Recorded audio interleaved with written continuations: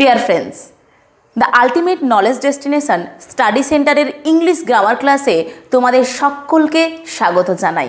চলে এসেছি একটা নতুন ঝাঁ চকচকে ক্লাস নিয়ে আরও একবার তোমাদের কাছে।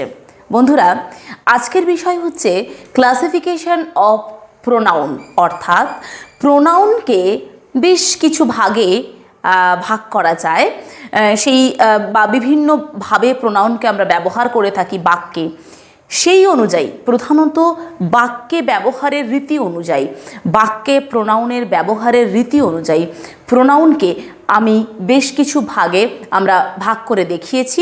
চলো শুধুমাত্র প্রথম ভাগগুলোর নাম কি একটু জেনে নিই, তারপর প্রত্যেকটা ভাগ ধরে ধরে তাদের বাক্যে ব্যবহার কিভাবে হচ্ছে সেই অনুযায়ী তাকে কিভাবে আমরা বিশ্লেষিত করছি সেই ব্যাপারটা জেনে নেব।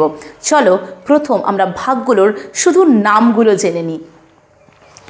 ফার্স্ট আসছি সাবজেক্ট প্রোনাউন। প্রথম কি বললাম? Subject pronoun. অবশ্যই বিস্তারিত আসবো, জাস্ট এগুলো একবার জেনে নিই তারপরেই। তারপর আসছে object pronoun, subject pronoun, object pronoun, possessive pronoun, reflexive pronoun, general pronoun, emphatic pronoun, relative pronoun আর ইন্টারোগেটিভ প্রোনাউন। আরেকবার দেখে নিই তাহলে কতগুলো ভাগ করেছি। বাক্যে প্রোনাউনের ব্যবহারের রীতি অনুসারে প্রোনাউনকে আমরা বেশ 8টি ভাগে ভাগ করে নিয়েছি, তাই তো? চলো ফার্স্ট থেকে আরেকবার দেখে নিই। Subject pronoun, object pronoun, possessive pronoun, reflexive pronoun, general pronoun, emphatic pronoun, relative pronoun and interrogative pronoun. বন্ধুরা, এবার দেখে নিই চলো একদম প্রথমে যে আছে সাবজেক্ট প্রোনাউনের বিষয়টা এবং তার বাক্যে কিভাবে ব্যবহার হচ্ছে, কিভাবে সেটা আমরা বাক্যের মধ্যে দিয়ে ব্যবহার করছি সেই ব্যাপারটা চলো একটু বিস্তারিত জেনে নিই। তো চলো প্রথম আমরা সাবজেক্ট প্রোনাউন নিয়ে আলোচনা করি। এবার চলো আমরা ফার্স্ট যে প্রোনাউনটার বিষয়ে জানবো সেটা হচ্ছে সাবজেক্ট প্রোনাউন, অর্থাৎ বাক্যে ব্যবহারের ধরন অনুযায়ী আমরা প্রোনাউনকে যে ভাগ করেছিলাম 8টি ভাগে, তার যে প্রথম ভাগ সেটা হচ্ছে সাবজেক্ট প্রোনাউন। এই সাবজেক্ট প্রোনাউনটার বিষয়ে ফার্স্ট আমরা একটু জেনে নেব। সাবজেক্ট প্রোনাউন, বক্তা নিজের সম্বন্ধে বা কোনো কিছু কারোর উদ্দেশ্যে বলতে যে প্রোনাউন ব্যবহার করে তাকে সাবজেক্ট প্রোনাউন বলে। ব্যাপার কি না, বক্তা যখন নিজের সম্পর্কে বা কোনো কিছু কারোর উদ্দেশ্যে বলতে, নিজের সম্পর্কে বলবে অথবা কারোর উদ্দেশ্যে বলবে, এই ব্যাপারটা যখন বোঝানো হয়, বোঝাতে যে বাক্যে যে প্রোনাউনগুলো ব্যবহার করা হয় তাকে বলে সাবজেক্ট প্রোনাউন। দেখো চলো বাক্যে দেখে নিই। I am a student. এই যে আই, বক্তা নিজের সম্পর্কে বলছে, আমি বলছি আমি একজন student, I am a student. বক্তা নিজের সম্পর্কে বলছে, এই আইটা হচ্ছে subject pronoun. You call me any time, তুমি যে কোনো সময় আমাকে ডাকতে পারো। মানে বক্তা বলছে কারোর উদ্দেশ্যে বলছে, কোনো কিছু কারোর উদ্দেশ্যে বলেছে বক্তা নিজের সম্বন্ধে বা কোনো কিছু কারোর উদ্দেশ্যে বলে। তাহলে এখানে you call me any time, তোমার উদ্দেশ্যে বলছি, তোমাকে বলছি তুমি আমাকে যে কোনো সময় ডাকতে পারো। তাহলে কারোর উদ্দেশ্যে বক্তা, আমি বক্তা কারোর উদ্দেশ্যে বলছি, তাহলে ইউটা হচ্ছে এখানে subject pronoun. Okay. He will come with me, সে আমার সঙ্গে আসবে।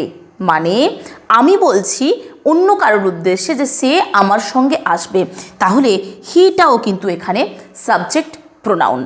সি ইজ মাই মাদার, সে আমার মা। বক্তা বলছে অন্য কারো সম্পর্কে, যে তার মায়ের সম্পর্কে বলছে যে সে হলো আমার মা। ইট ইজ দেয়ার কাউ, এটা হলো তাদের গরু। মানে বক্তাই বলছে যে এটা তাদের গরু। তাহলে এখানে ইটটা হচ্ছে সাবজেক্ট প্রোনাউন।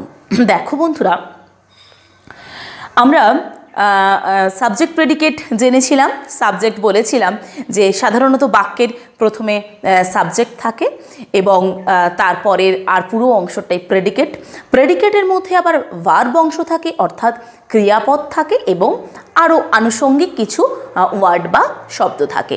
তাহলে সাবজেক্ট এবং প্রেডিকেটের ক্ষেত্রে আমরা যখন জেনেছিলাম সাবজেক্টটা সাধারণত বাক্যের প্রথমে বসে, আবার অনেক সময় এটাও জেনেছিলাম অনেক সময় অনেক বাক্যের সাবজেক্ট কিন্তু থাকে না, সাবজেক্টটা উজ্জ্ব থাকে, সেটাও কিন্তু তোমাদেরকে জানিয়েছিলাম। সেটা দেখতে হলে আগের ক্লাসগুলো আমার সাবজেক্ট প্রেডিকেটের ক্লাসটা অবশ্যই ফলো করতে হবে। এখন দেখে নাও এই যে প্রত্যেকটা প্রোনাউন, এই আই, ইউ, হি, সি, ইট, এগুলো কিন্তু প্রত্যেকটাই একটা একটা প্রোনাউন। কোথায় বসেছে? সাবজেক্ট, অর্থাৎ সেন্টেন্সের একেবারে প্রথমে বসে সাবজেক্টের ভূমিকা পালন করছে, অর্থাৎ কর্তার ভূমিকা পালন করছে, তাই তো? কর্তা হিসেবে ব্যবহার হচ্ছে। তাই কিন্তু এটাকে এই যে বাক্যে ব্যবহারের রীতিটা দেখো, এই প্রত্যেকটা প্রোনাউনই বাক্যে কর্তা হিসেবে বা সাবজেক্ট হিসেবে ব্যবহৃত হচ্ছে। তাই এই প্রত্যেকটা প্রোনাউনই subject pronoun.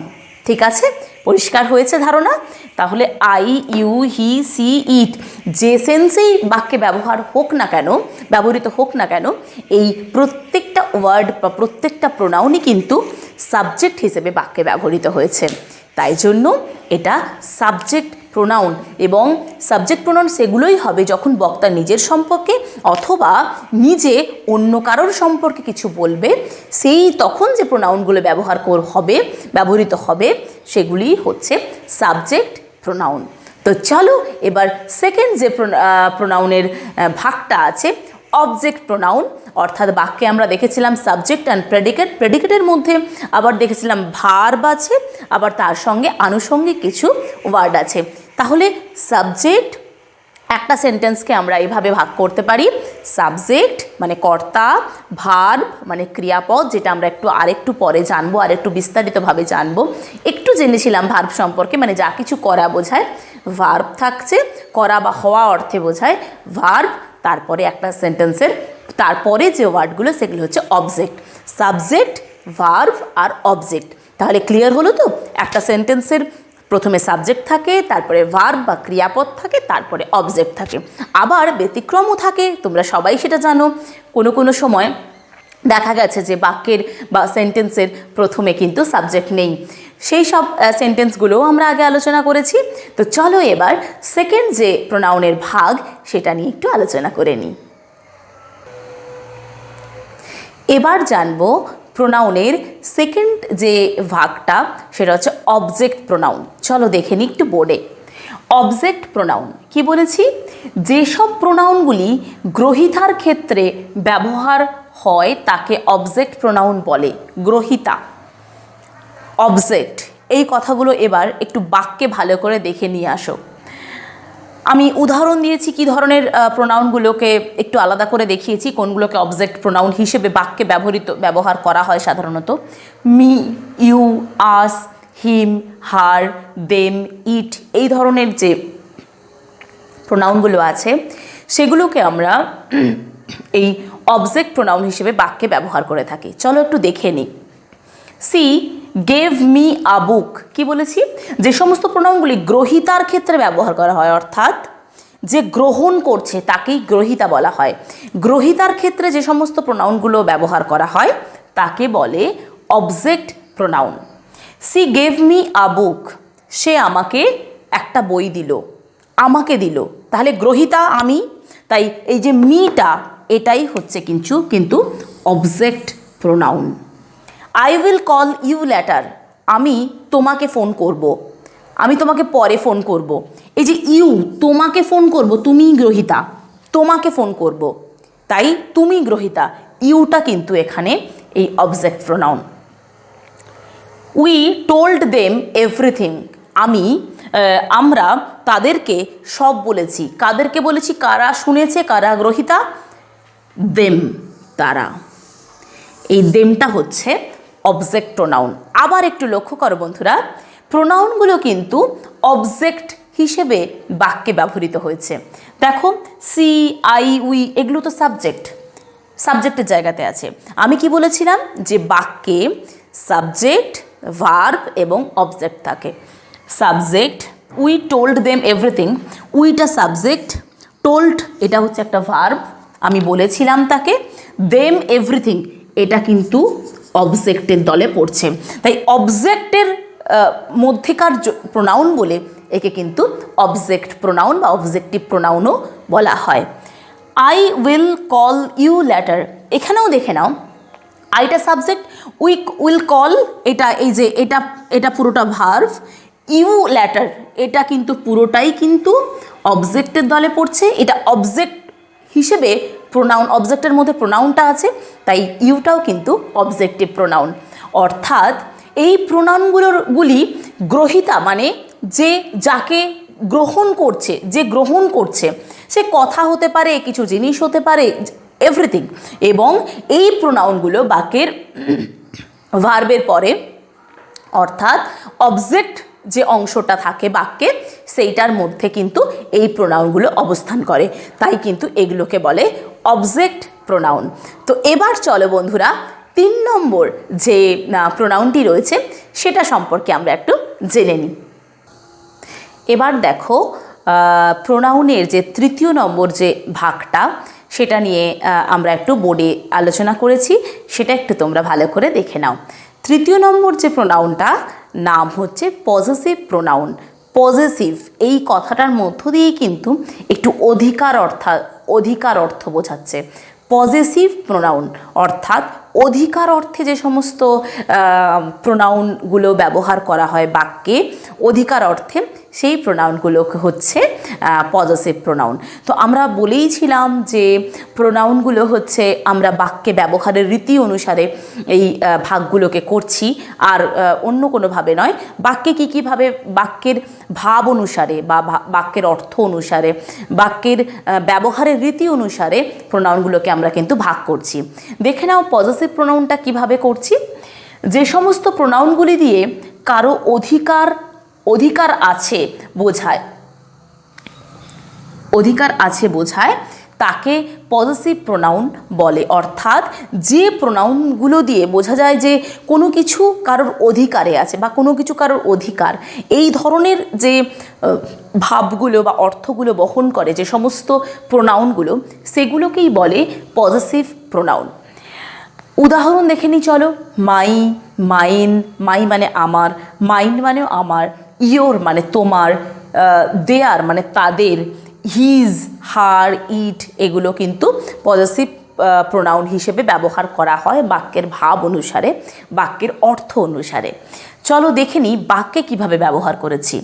This is my room, এটা আমার ঘর বা এটা আমার রুম বা ঘর। মাই এই কথাটা দিয়ে এটা আমার ঘর, আমার অধিকার আছে এই ঘরে, এই যে ভাবটা বোঝাচ্ছে। অর্থাৎ বাক্যের মধ্যে যে সমস্ত প্রোনাউনগুলো কোনো অধিকার অর্থে বোঝায় সেই প্রোনাউনগুলোকেই বলে পজেসিভ প্রোনাউন। মাই রুম, এই যে মাই কথাটা এখানে কিন্তু পজেসিভ প্রোনাউন হিসেবে ব্যবহৃত হয়েছে। দ্য জব ইজ ইয়োর্স, এই কাজটা তোমার, এই যে তোমার নিজের কাজ, এটা এই যে ইয়োর এটা তোমার কাজ, এটা তোমার অধিকার বা তোমার কাজ, এখানেও কিন্তু অধিকার অর্থেই বোঝাচ্ছে। ইট ইজ দেয়ার প্রবলেম, এটা হলো তাদের সমস্যা, প্রবলেমটা কার, তাদের, আর অন্য কারণ নয়। এখানেও কিন্তু এই অধিকার অর্থে শুধুমাত্র স্পেসিফিক্যালি বলা হচ্ছে যে এটা প্রবলেমটা তাদের, তাই তো। এই যে ভাব অনুসারে, বাক্যের ভাব অনুসারে আমরা প্রোনাউনগুলোকে ব্যবহার করছি বাক্যের মধ্যে, সেই ভাব অনুসারেই কিন্তু এই পজেসিভ প্রোনাউনটাকেও কিন্তু আমরা দেখে নিলাম কখন কখন বাক্যের ভাব অনুসারে এই প্রোনাউনগুলোকে আমরা পজেসিভ প্রোনাউন হিসেবে ব্যবহার করব। তো চলো এরপর নেক্সট যে প্রোনাউনটা আছে সেটা একটু দেখে নিই। এবার চলো যে পরের যে ভাগটা নিয়ে আমরা আলোচনা করব প্রোনাউনের, সেটা হচ্ছে রিফ্লেক্সিভ প্রোনাউন। ঠিক আছে, রিফ্লেক্সিভ প্রোনাউন ব্যাপারটা কি চলো একটু দেখে নিই বোর্ডে। কিছু প্রোনাউনের সঙ্গে সেলফ যোগ করেও আর এক প্রকার প্রোনাউন হয়, এগুলোকে বলে রিফ্লেক্সিভ প্রোনাউন। ধরনটা কীরকম?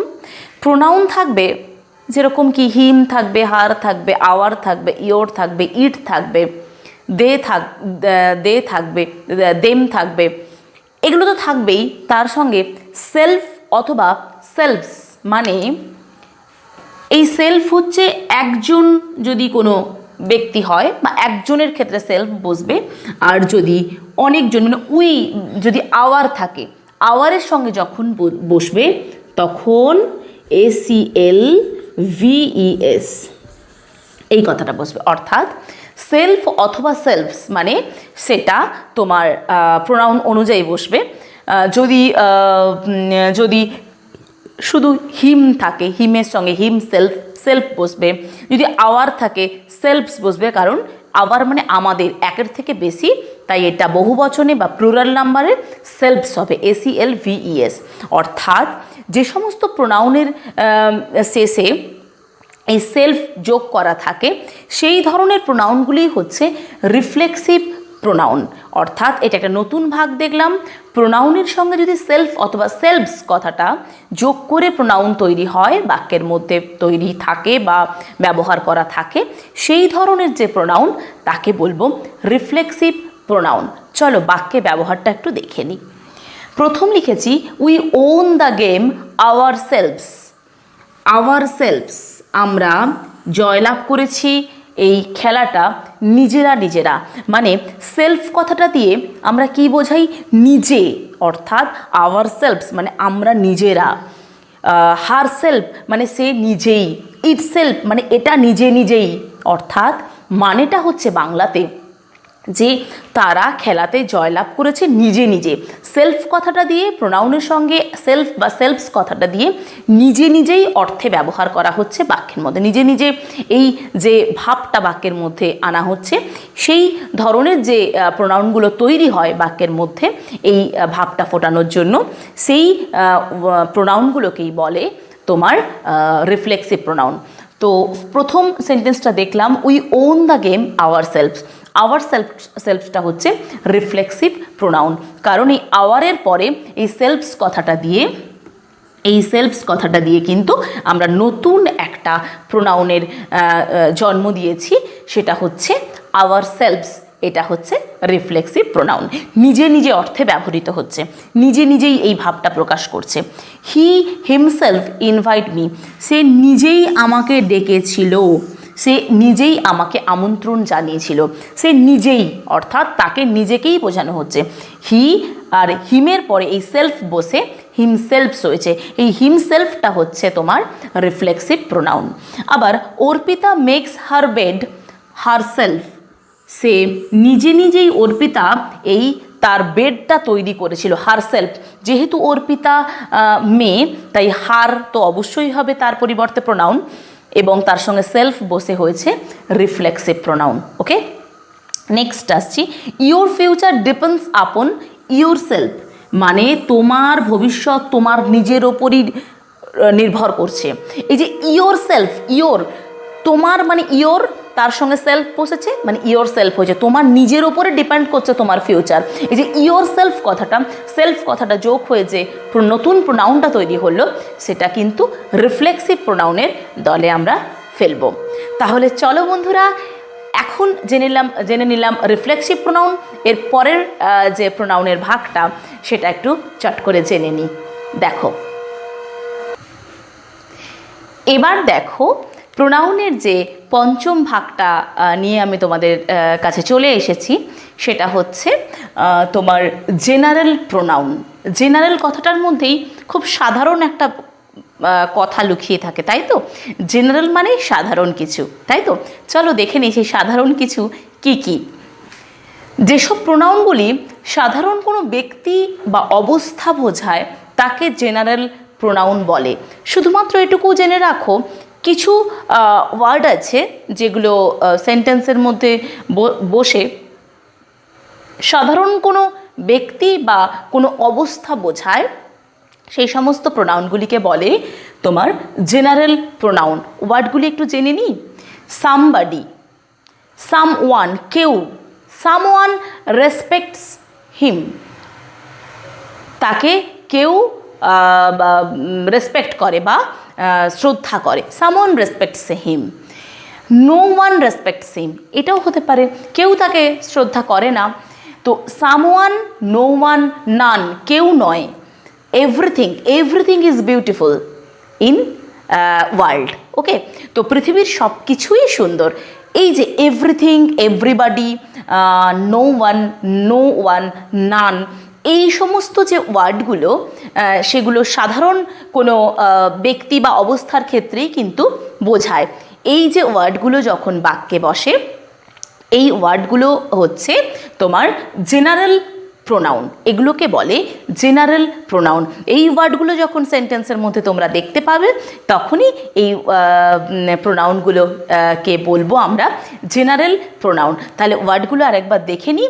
Somebody, no one, no someone, no one, none, আর হচ্ছে এভরিথিং মানে সব কিছু।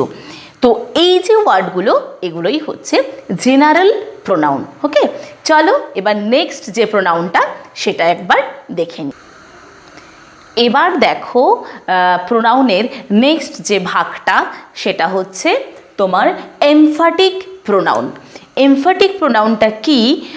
আমরা যে রিফ্লেক্সিভ প্রোনাউন পড়েছি না, যে প্রোনাউনের পরে সেলফ অথবা সেলভস যোগ করে, সেলফ অথবা সেলভস, সেলফ হচ্ছে একজন অর্থে, আর সেলফস যখন ইউজ করা হয় যখন অনেকজন, উই, আওয়ার এরকম অর্থে সেলফস ব্যবহার করা হয়।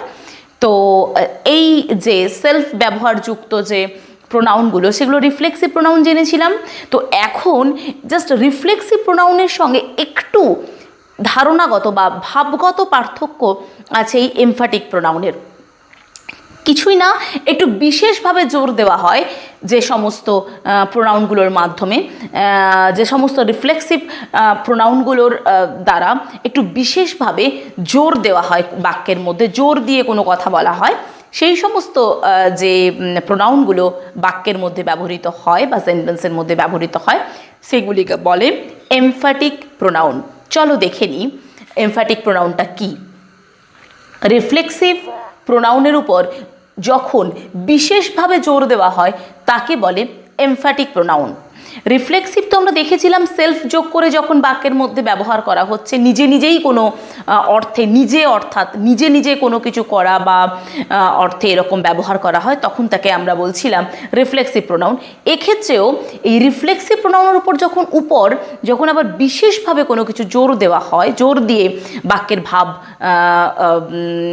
ভাবটা প্রস্ফুটিত হয় বাক্যের মধ্যে, তখন যে এই ধরনের যে প্রোনাউনগুলো ব্যবহার করা হয় যে সমস্ত বাক্যে, সেই যে প্রোনাউনগুলো সেগুলো হচ্ছে আমাদের এমফ্যাটিক প্রোনাউন। চলো দেখে নিই উদাহরণের মধ্যে।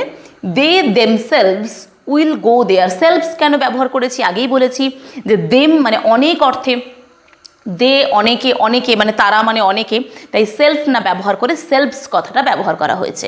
যেহেতু বহু বচন আছে বা প্লুরাল নাম্বার আছে তাই সেলভস কথাটা ব্যবহার করা হয়েছে। দে দেমসেলভস উইল গো দেয়ার, তারা নিজেরাই সেখানে গেছে। দেমসেলভস তারা নিজেরাই সেখানে গেছে। এই যে ভাবটা নিজেরাই চলে গেছে অর্থাৎ বিশেষভাবে জোর দেওয়া হচ্ছে, কারোর সাহায্য নিয়ে যায়নি, নিজেরা চলে গেছে, চলে যাবে, তারা চলে যাবে নিজেরাই। এই যে বিশেষভাবে চাপ দেওয়া হচ্ছে, তাই এই দেমসেলভস কথাটা এমফ্যাটিক প্রোনাউনের দলে ফেলবো। আবার Meena herself can do the sum, Meena নিজেই অঙ্কগুলো করে ফেলতে পারে। তো এই যে হারসেলফ, মিনার পরেই হারসেলফটা দিয়েছি, এই যে প্রোনাউনটা এটাই হচ্ছে এমফ্যাটিক প্রোনাউন। এখানেও দেখো দের যে পরেই দেমসেলভস দিয়েছি, এইভাবে যখন বাক্যে কোনো কিছু বিশেষভাবে জোর দিয়ে সাবজেক্টের পরেই যখন এই ধরনের প্রোনাউনগুলো থাকবে তখনই হবে এমফ্যাটিক প্রোনাউন। ঠিক আছে, তো চলো এবার নেক্সট যে প্রোনাউনটা আছে সেটা একটু দেখে নিই। এবার আমরা প্রোনাউনের নেক্সট যে ভাগটা সম্পর্কে জানব সেটা হচ্ছে রিলেটিভ প্রোনাউন। কিছু ওয়ার্ড দেখব যেগুলো হয়তো তোমরা দেখে বলবে যে এই ওয়ার্ডগুলো দিয়ে প্রশ্ন করা যায় ইংরেজিতে, কিন্তু এই ওয়ার্ডগুলোকেও কিভাবে আমরা বাক্যে ব্যবহার করে সেগুলোকে রিলেটিভ প্রোনাউনের দলে ফেলবো, অর্থাৎ বাক্যের ভাব অনুসারে এই ওয়ার্ডগুলোকে এমনভাবে ব্যবহার করেছি যাতে আমরা এই ওয়ার্ডগুলোকে আমরা রিলেটিভ প্রোনাউনের দলে ফেলবো। অর্থাৎ আমরা আগেই বলেছিলাম যে প্রোনাউনের যে ভাগগুলো আজকের আমরা পড়ছি সেই ভাগগুলো কিন্তু আমরা বাক্যের ভাব বা অর্থ অনুসারে প্রোনাউনের এই ভাগগুলোকে করেছি।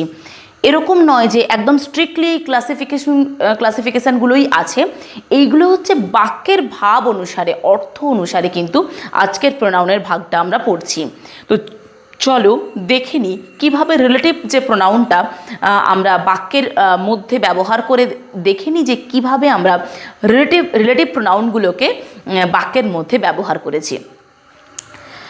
হু, হুজ, হুম, সবাই জানো এই যে ওয়ার্ডগুলো, এগুলো সাধারণত কাউকে কোনো সেন্টেন্সে প্রশ্ন করার সময় ব্যবহার করা হয়, তাই তো? তাহলে হু, হুজ, হুম, হুইচ, দ্যাট, এই যে বিভিন্ন ওয়ার্ডগুলো, এগুলি যখন কোনো বাক্যের মধ্যে নাউন বা প্রোনাউনের সঙ্গে সম্বন্ধ বোঝায় তখন এগুলিকে রিলেটিভ প্রোনাউন বলে। এই ওয়ার্ডগুলো যখন বাক্যের নাউন বা প্রোনাউনের সঙ্গে যখন সম্বন্ধ করে দেয় এই ওয়ার্ডগুলো, তখন এই ওয়ার্ডগুলি হয়ে যায় রিলেটিভ প্রোনাউন। তখন সেগুলো কিন্তু প্রশ্ন করার জন্য প্রশ্ন সূচক বা বাক্য ওয়ার্ড হিসেবে ব্যবহৃত হয় না। তো তখন এই যে ওয়ার্ডগুলো ব্যবহৃত হয় বাক্যের মধ্যে, তখন এই ওয়ার্ডগুলিকে বলে রিলেটিভ প্রোনাউন। কি করে না, বাক্যের মধ্যেকার যে নাউন বা প্রোনাউন আছে তার সঙ্গে সম্বন্ধ করিয়ে দেয় বাক্যটার। কিভাবে দেখি? I know Amit who is your brother, আমি অমিতকে জানি যে কিনা তোমার ভাই। এই যে হু, এখানে কিন্তু কোনো প্রশ্ন করছি না, কি বলছি? আমি অমিতকে চিনি যে তোমার ভাই। অর্থাৎ এই যে বাক্যের মধ্যেকার যে প্রোনাউন আছে আই, অর্থাৎ সাবজেক্ট, আমি সেই ব্যক্তিটা যে অমিত তাকে চিনি যে কিনা তোমার ভাই। অর্থাৎ এই যে হু কথাটা বাক্যটার মধ্যেকার এই নাউন অথবা প্রোনাউনের, এখানে প্রোনাউনের সঙ্গে একটা সম্বন্ধ বজায় রাখছে নাকি? এই ওয়ার্ডটা দিয়ে এই বাক্যটার মধ্যে একটা সম্বন্ধ স্থাপন হচ্ছে নাকি? এই ইজ ইয়োর ব্রাদার এই যে অংশটা, এর সঙ্গে এই প্রথম যে অংশটা, সেটা একটা সম্বন্ধ স্থাপন হচ্ছে নাকি এই হু কথাটার মধ্য দিয়ে? আমি অমিতকে চিনি যে কিনা তোমার ভাই। ঠিক আছে, এটা কিন্তু দুটো সেন্টেন্সে ভাগ করা যেত, কিন্তু আমি একসঙ্গে করে লিখে এই হু কথাটা দিয়ে ব্যবহার করে বুঝিয়ে দিয়েছি আমি তাকে চিনি যে কিনা তোমার ভাই। ঠিক আছে, তো এটা আমি বলতে পারতাম আই নো অমিত, পরের বাক্যে লিখতে পারতাম হি ইজ ইয়োর ব্রাদার, কিন্তু সেটা না করে আমি করেছি I know Amit who is your brother, যে তোমার ভাই। এই হু কথাটা কি করেছে, এই প্রথম যে এই যে প্রোনাউন বা আই, এই যে বাক্যের যে তোমার সেন্টেন্সের মধ্যেকার যে এই প্রোনাউন বা নাউন, এটা নাউন নয়, এটা প্রোনাউন, কারণ এখন আমি নাউন ব্যবহার করিনি, এই বাক্যে আমি প্রোনাউন ব্যবহার করেছি। প্রোনাউনের সঙ্গে এই যে পরের যে অংশটা, এটার একটা সম্বন্ধ স্থাপন করেছে নয় কি? তাই হুটা হচ্ছে একটা রিলেটিভ প্রোনাউন। আবার দেখো, I have found the book which I had lost, আমি সেই বইটাই খুঁজছি যেটা আমি হারিয়ে ফেলেছি। তাহলে আমি কোন বইটা খুঁজছি? যেটা আমি হারিয়ে ফেলেছি সেই বইটা। এই হুইচ কথাটার মধ্য দিয়ে এই অংশটার সঙ্গে এই অংশটার একটা সম্বন্ধ স্থাপিত হয়েছে নাকি? তাহলে এই হু, হুইচ, হুম, তোমার হুজ, দ্যাট, এই ধরনের যে ওয়ার্ডগুলো রয়েছে, এগুলো বাক্যে বা সেন্টেন্সের মধ্যে যদি এমনভাবে ব্যবহৃত হয় যখন কি হচ্ছে, সেন্টেন্সের মধ্যেকার যে অংশগুলো রয়েছে সেগুলোর মধ্যে সম্বন্ধ স্থাপন হচ্ছে বলে বাক্যের যখন আমরা অর্থ প্রকাশ করছি বা বাক্যটাকে ভালো করে পড়ছি, বুঝে দেখছি, তখন দেখছি যে বাক্যের মধ্যেকার দুটো অংশর সঙ্গে একটা সম্বন্ধ স্থাপন করে দিচ্ছে এই ওয়ার্ডগুলো। তাই এগুলিকে বলে রিলেটিভ প্রোনাউন। চলো দেখে নিই নেক্সট আর একদম লাস্ট যে প্রোনাউনটা আছে আজকের ক্লাসের একদম শেষ যে প্রোনাউনটা, সেটা নিয়ে একটু আলোচনা করে নিই। খুব ছোট্ট করে আমরা আলোচনা করে নেব। চলো এবার আমরা নেক্সট যে প্রোনাউনটা একদম শেষ অংশে চলে এসেছি, সেটা হচ্ছে ইন্টারোগেটিভ প্রোনাউন বা ইন্টারোগেটিভ প্রোনাউন। অর্থাৎ ইন্টারোগেটিভের মধ্যেই লুকিয়ে আছে প্রশ্নবোধক, তাই তো? তো এই প্রশ্নসূচক বা প্রশ্নবোধক যে প্রোনাউনগুলো, সেই প্রোনাউনগুলো কেমন হয়, সেগুলো হচ্ছে একদম বাক্যের প্রথমে বসে এবং ওই ধরনের সেন্টেন্সগুলো শেষে জিজ্ঞাসা চিহ্ন থাকে, ঠিক আছে, বা ইন্টারোগেটিভ মার্কস থাকে, সেটা হচ্ছে জিজ্ঞাসা চিহ্ন। এই ধরনের যে বাক্যগুলো সেগুলোকে প্রশ্নবোধক বাক্য বলে। এগুলোকে ইংরেজিতে WH কোয়েশ্চেন্সও বলে। তাহলে আমরা যে প্রশ্নবোধক বাক্যগুলো বা সেন্টেন্সগুলো দেখে থাকি ইংরেজিতে, সেই প্রশ্নবোধক যে সেন্টেন্সগুলো প্রথম যে হু, হুইচ, হোয়াট, হোয়ার, এই যে ধরনের যে ওয়ার্ডগুলো আমরা ব্যবহার করে থাকি একদম প্রথম, সেইগুলোই কিন্তু প্রোনাউন এবং সেগুলো হচ্ছে ইন্টারোগেটিভ প্রোনাউন। চলো দেখে নিই কিছু উদাহরণ।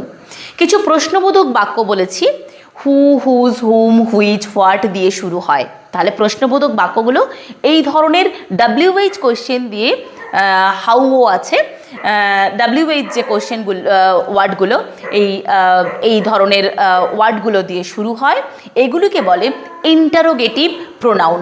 ইন্টারোগেটিভ প্রোনাউন তাহলে কি? এই যে হু ইজ ইউ, তুমি কে, অথবা তোমরা কারা। হু আর ইউ, সরি ইজ বলে দিয়েছি, হু আর ইউ, তোমরা কারা। হুইচ ডু ইউ প্রেফার, তুমি কি পছন্দ করো। হুইচ মানে তুমি কি পছন্দ করো। হোয়াট ইজ দ্য ম্যাটার, কি ব্যাপার। এই যে হোয়াট, এই যে বাক্যের প্রথমে বসে এগুলো WH কোয়েশ্চেন্স তো অবশ্যই, অর্থাৎ প্রশ্নবোধক বাক্য তো অবশ্যই, তার সঙ্গে সঙ্গে এই যে ওয়ার্ডগুলো বাক্যে ব্যবহৃত হয়েছে সেন্টেন্সের প্রথমে, এই যে WH যে ওয়ার্ডগুলো, এগুলো কিন্তু অবশ্যই প্রোনাউন এবং ইন্টারোগেটিভ প্রোনাউনের দলে আমরা এগুলোকে ফেলছি। তাহলে বন্ধুরা, আজকের আমরা ক্লাসিফিকেশনস অফ প্রোনাউনটা বিস্তারিতভাবে জেনে নিলাম, তাই তো? তো তোমরা আজকের ক্লাসটা কিন্তু খুব ভালো করে দেখো, কারণ এই ক্লাসটার ওপর ডিপেন্ড করছে তোমরা প্রোনাউনের তোমাদের ধারণাটা পুরোপুরি কিন্তু এই ক্লাসটার ওপর ডিপেন্ড করছে। এই ক্লাসটা তোমরা খুব ভালো করে দেখো। আমার সমস্ত স্তরের বন্ধুদের জন্য এই ক্লাসটা খুব খুব খুব খুব জরুরি। তার কারণ এইটা জানলেই কিন্তু আমরা বাক্যের মধ্যস্থ যে প্রোনাউনগুলো কোথায় ব্যবহার হচ্ছে, কী সেন্সে ব্যবহার হচ্ছে, কীভাবে ব্যবহার হচ্ছে, এবং সেগুলোকে একটা স্পেসিফিক যে নাম আছে তার প্রোনাউনের, সেইগুলো সম্পর্কে কিন্তু ভালোভাবে ধারণা করে নিতে পারবো। তাহলে আজকের ক্লাসটা তোমরা দেখতে থাকো অবশ্যই খুব মন দিয়ে। খুব তাড়াতাড়ি চলে আসছি পরের ক্লাস নিয়ে। ততক্ষণ তোমরা সবাই মিলে সুস্থ থেকো এবং ভালো থেকো। টাটা।